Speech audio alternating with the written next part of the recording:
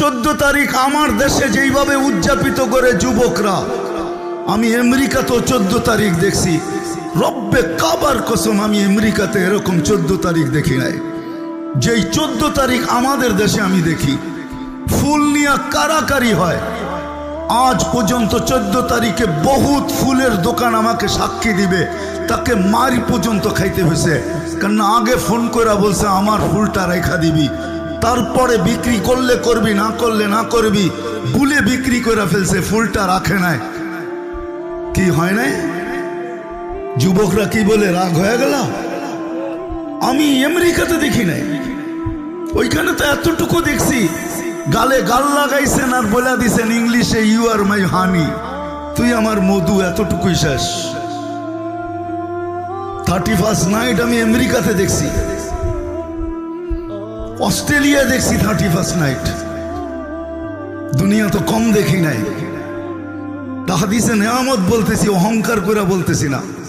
99টা দেখা শেষ, সেঞ্চুরি করার আশা আছে। আপনাদের কোনো উন্নত বিশ্ব তো দেখি বাকি নাই যে আমি দেখি নাই, মহাদেশ তো কোনোটা বাকি নাই। আজকে রসুলের ইজ্জত রাখি নাই আমরা, আল্লাহর ইসলামের ইজ্জত রাখি নাই আমরা। আপনি ভাবছেন কয়েকজন হুজুর দিয়েই দুনিয়া জয় হয়ে যাবে? কয়েকজন মাদ্রাসার ছাত্র দিয়েই জয় হয়ে যাবে?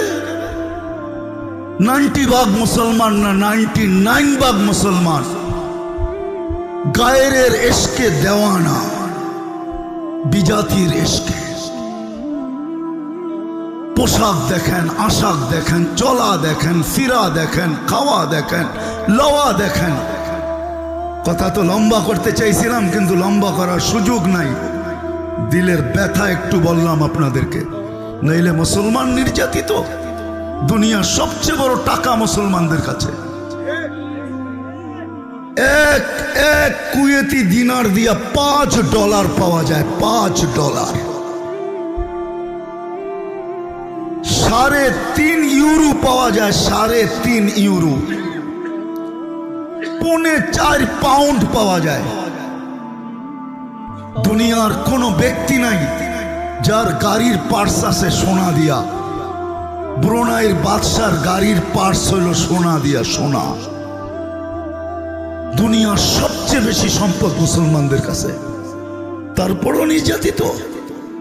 200 কোটি মুসলমান সারা দুনিয়ায়, সব বিড়ালের মতো মুখ খুলতে পারে না।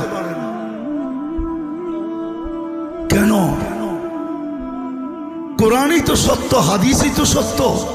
আসবে একদিন তোমাদের উপরে এতটুকু রোব, বলে হাদিসে বলে রোব, তোমাদেরকে এতটুকু তোমাদের উপরে বিজাতিদের রোব, বাংলায় কি বলে জানি না, এটাকে কি বলে, প্রভাব, ভয়, ভীতি এতটুকু হবে, তোমরা ছায়ার চেয়ে ছায়া, তোমরা এতটুকু শুধু নামের উপরে তোমরা কাঁপতে থাকবে। আজকে আমরা নামের উপরে কাঁপতেছি, অথচ দুনিয়ার সবচেয়ে বড় টাকা মুসলমানের কাছে, সবচেয়ে বেশি সম্পদ মুসলমানের কাছে। নেটে সার্চ দেন, দেখেন দুনিয়ার 70% তেল কাদের কাছে, 70% গ্যাস কাদের কাছে।